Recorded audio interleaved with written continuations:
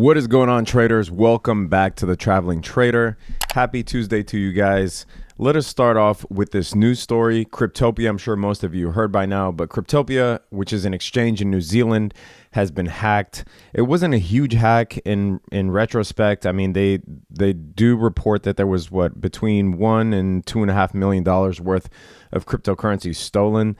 But you know, anytime an exchange gets hacked, it's bad for business. It's bad for the industry itself because, you know, cryptocurrency is already associated in the mainstream with nefarious behavior, and for some reason there is this thinking that, you know, cryptocurrency, because it is digital, it's easier to hack than say fiat money from a bank, for instance. But if you look at the volume of CryptoPia, it wasn't doing that much. I mean, I've heard of the name CryptoPia and I've heard of the exchange, but I didn't think that they were doing volume this slim, right? So they were doing, if you look at historic volume, between $1 and $2 million a day. If you compare that to something like Binance, which does, you know, well over $1 billion on most days and just short of $1 billion on other days. I mean, they're between, you know, 700 million and 1.5 billion of daily volume. So if you compare that to CryptoPia, really is just a drop in the bucket. They don't do much volume. But still, again, you know, anytime an exchange gets hacked, again, it is bad for business. In terms of a fix to this, they haven't really announced any fix yet. Obviously, they're working on it, but that is the latest on the CryptoPia hack. All right, looking at Bitcoin's price on the 1 day, you'll see here that this orange line is the 50-day moving average. This is what we've been struggling to get above. And as I've said in previous videos, we've gone above it in blips over 2018, but it hasn't lasted a long time. So it's clear that Bitcoin is not comfortable being above the 50-day moving average. Every time we went above it, we came sharply back down. From being above the 50-day moving average. And currently we're seeing it as resistance. We did pop above it for a couple of days last week, but you know, we are now trading below it again.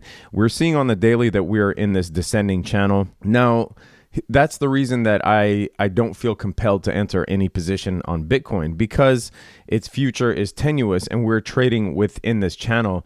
There's really no reason to enter a trade on Bitcoin until we break, you know, either the support or the resistance of this channel, because that is what will be telling about the direction of Bitcoin. As long as it's in this channel, you know, there isn't really any trend indication or major trend indication. Now, you certainly could trade, especially with leverage on something like BitMEX within this channel, right? Or you could scalp within this channel. But I'm talking about for regular swing traders, you don't really need to enter a position on Bitcoin until, you know, one of these two things happen. Either we break, you know, the resistance to the upside, or and evidently breaking the 50-day moving average, or break to the downside. Now, we are showing oversold on the stochastic RSI, but as you could tell, that could be a deceiving indicator. If you look back here in November, we showed as majorly oversold on the stochastic RSI, and what happened from there, we went down, you know, about $2,000 or $1,500 from that price point. So just a testament to show you that these indicators alone don't really mean much, especially with a very volatile asset class like cryptocurrency, right? You could show oversold and drop heavily from there.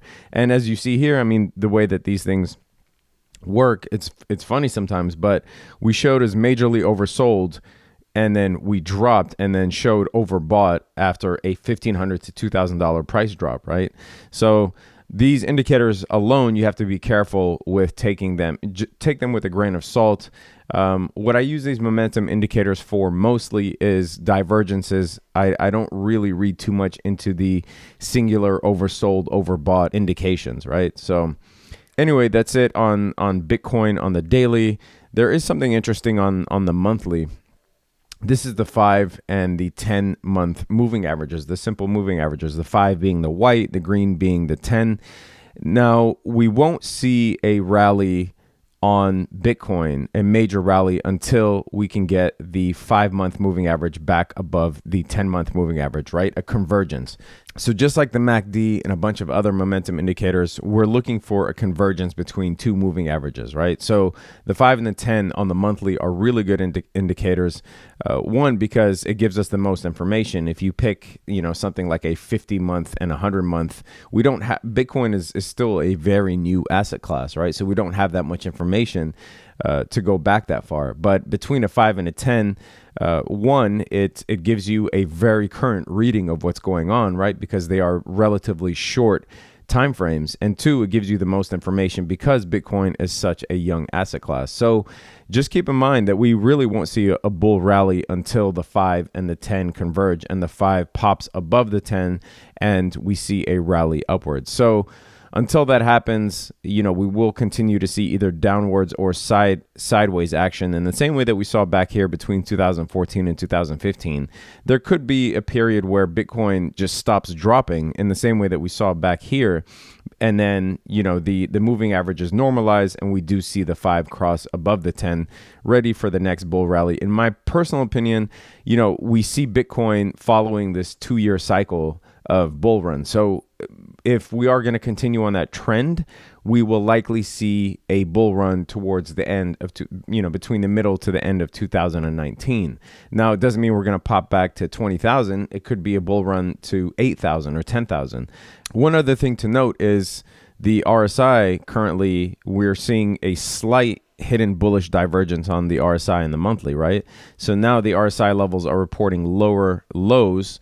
And for the same time frame, this is, taking the September 2015 to now, we are seeing higher lows. This is hidden bullish divergence.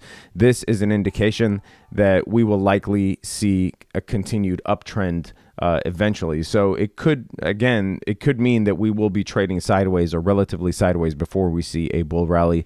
We are also oversold on the monthly stochastic RSI, which is what happened before the last bull run between 2015 and 2017. So long term, I'm still bullish. In the short term, I think it's tenuous, really unpredictable, and we could see a further drop to 3,000 or below. But in the long term, I think we are fine. In terms of successful trades, Link continues to kill it. You'll see here that we're up almost 40, well, now retraced a bit, but 46%.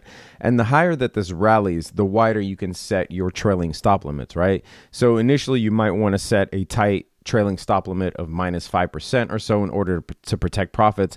But if you're up this much, you can be a little more liberal with your trailing stop in order to potentially gain more in the long run, right? So you might set a minus 10% trailing stop. It really is up to your risk profile and your trading style. Link is currently trading at around 14,800 sats. If you're asking how high can it go, we're past all-time highs. So really one of the only ways to ascertain how high you can go is by something like a fib extension.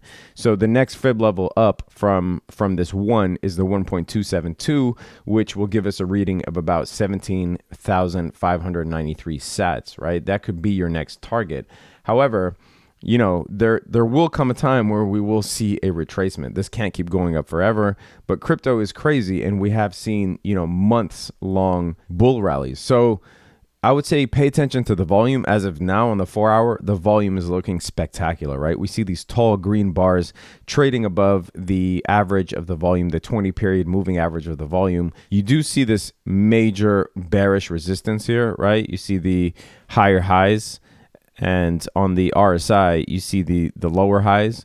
This is called bearish. Did I say bearish resistance before? I meant bearish divergence, right? This is called major bearish divergence here between the price and the RSI. You do see it reflected in the VFI as well, right? For the same exact period, you see the lower highs and the higher highs on the price. Now, keep in mind that with extreme rallies, you will spot more divergences than not. But, this is a pretty significant divergence. So we could hit resistance at around this one fib level, 15,100 sats or so, and bounce around in here. We could retrace back down to previous fib levels.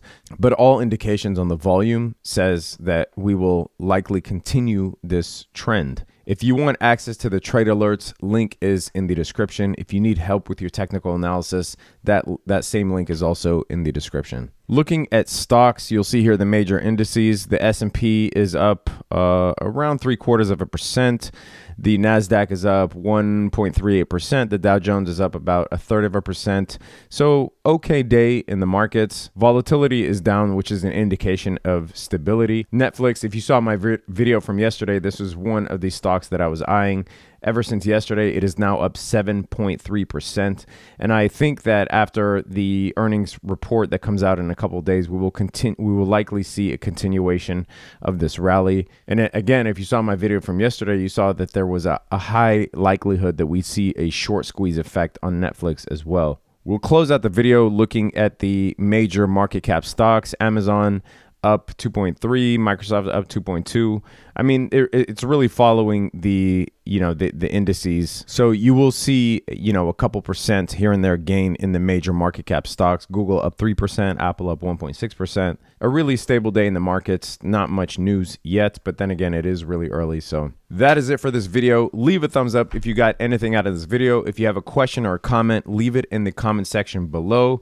If you want access to the trade alerts, sign up. Link is in the description. That same link, you'll also see an option for one-on-one technical analysis coaching with me. Subscribe to the channel if you haven't done so already. Stay safe out there. Peace.